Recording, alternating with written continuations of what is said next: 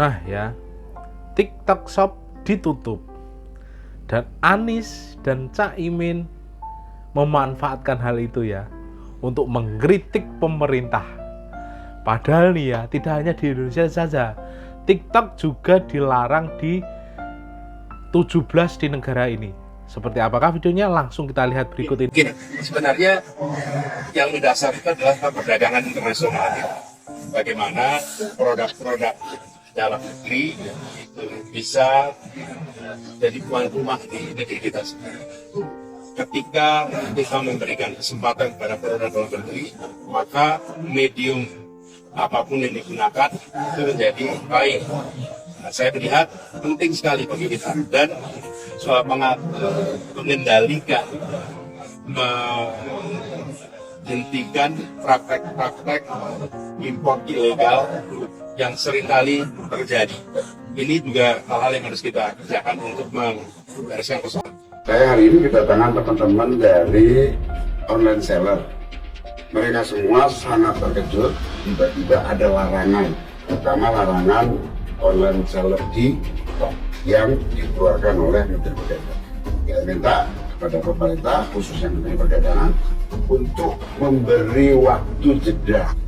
Kalau toh dilarang, beri teman-teman ini, online seller ini kesempatan untuk transisi dong. Khusus kasus TikTok Shop ini, aku dukung 100% keputusan dari Pak Jokowi. Kenapa? Ini jawabannya. Yang pertama yang harus kita sadari, TikTok ini sudah berhasil memanfaatkan kelemahan hukum perdagangan digital di Indonesia. Harusnya kita pahami apa? TikTok ini sebenarnya lisensinya sosial media, bukan e-commerce. Karena TikTok Shop ini juga banyak produk-produk yang diimpor dari Cina dan harganya juga nggak masuk akal. Kalau kita analisis lagi, ini bisa merusak harga pasar di Indonesia. Kemudian yang aku rasain sebagai seller juga, TikTok ini kayak mau enak sendiri aja gitu, kayak egois. Contohnya ini, di platform sosial media lain seperti Instagram, YouTube, atau apapun itu, lu bebas masukin link all shop lu, tapi di TikTok enggak. Gua kena violation gara-gara gua masukin Dengerin link tuh, shop Pak dulu. Anies. Dan kalau katanya TikTok Shop ini memang mau memajukan bisnis UMKM digital, tapi faktanya nggak seperti itu. Kalian perhatikan, kalian analisa lagi, ini memang nggak adil. Orang yang jualan waktu nge-live itu viewsnya selalu lebih dikit daripada nge-live biasa. Dan live artis-artis selalu mendapat exposure yang luar biasa, nggak masuk akal. Mengenai aturan Dan ini perdagangan penjelasan langsung digital dari Pak Jokowi ya. kita harus Simak siapkan baik-baik ini. ini. Nggak usah berbicara globalnya dulu, ASEAN dulu. Aturan perdagangan digital disiapkan. Pembayaran digital disiapkan. Keamanan data hati-hati. Harus diproteksi, dilindungi betul. Saya kaget kemarin setelah rapat, disampaikan kepada saya hanya dalam waktu bulan saja. Saya enggak usah sebutkan aplikasi apa, sudah mencapai 123 juta orang masuk ke aplikasi itu. Hanya dalam hitungan bulan, karena pembeliannya sangat masif sekali. Artinya apa? Perilaku konsumen kita sudah dipegang. Moodnya mau kemana sudah dipegang. Arahnya mau kemana sudah bisa ditebak. Dan kita terlambat. Hal-hal seperti ini yang jadi sekali lagi, aturan mengenai perdagangan digital, pembayaran digital, keamanan data, dan juga mobilitas talenta digital kita. Ini pindah kemana? Pindah kemana? Karena sekarang kalau Bapak Ibu lihat, digital nomad di Bali, dari seluruh dunia ngumpul di situ.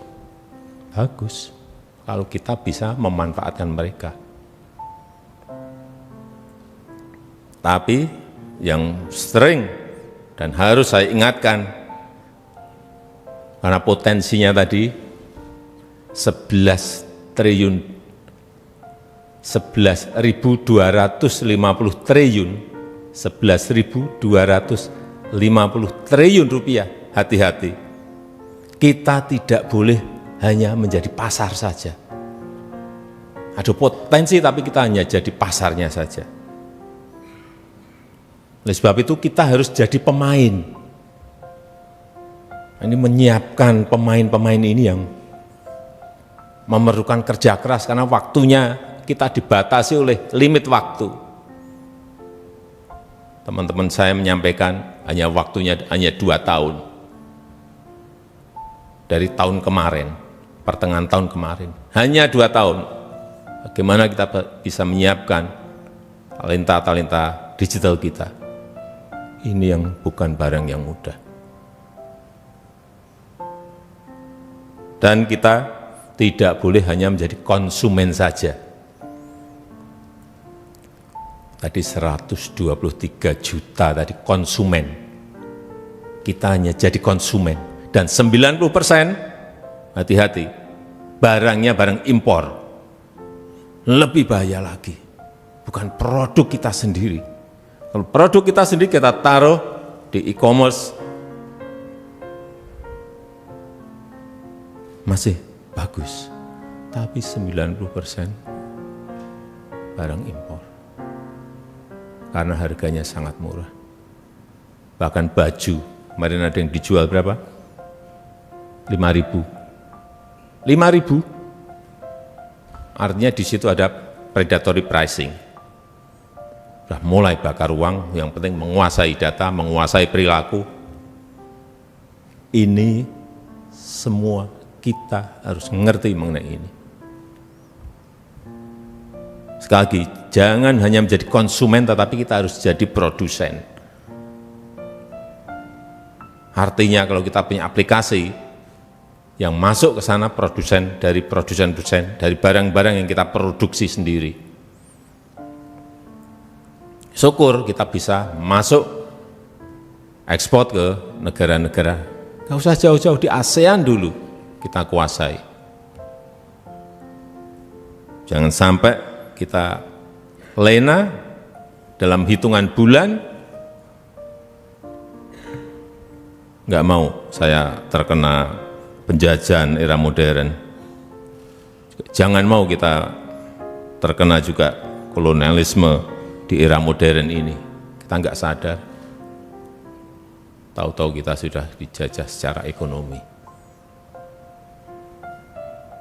Mungkin awal-awal harganya masih 5.000. Begitu semua sudah masuk, beli ini, sudah ketagihan, baru dinaikkan. 500 juta mau apa? Udah, nggak bisa apa-apa kita. Karena sudah ketergantungan di situ. Oleh sebab itu kita harus lindungi betul kedaulatan digital kita. Harus dilindungi betul. Tadi saya sampaikan regulasinya yang harus mengejar.